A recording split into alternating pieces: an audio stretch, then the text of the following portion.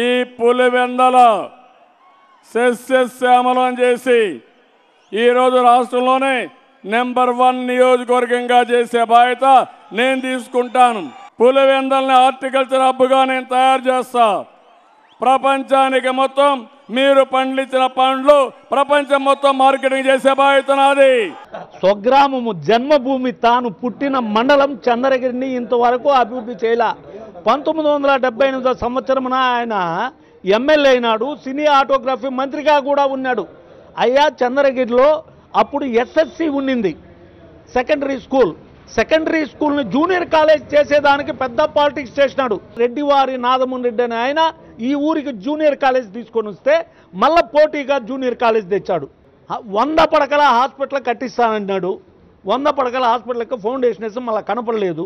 అంతేకాకుండా మా చంద్రబాబు నాయుడు ఏం చేసినాడంటే మా ఊర్లో ఆర్టీఓ ఆఫీస్ ఉండిందండి, రెవెన్యూ డివిజనల్ ఆఫీస్. తాను మంత్రిగా ఉన్నప్పుడే దీన్ని తరలించేసినాడు తిరుపతికి. ఏ మటుకు డెవలప్మెంట్ చేయాల.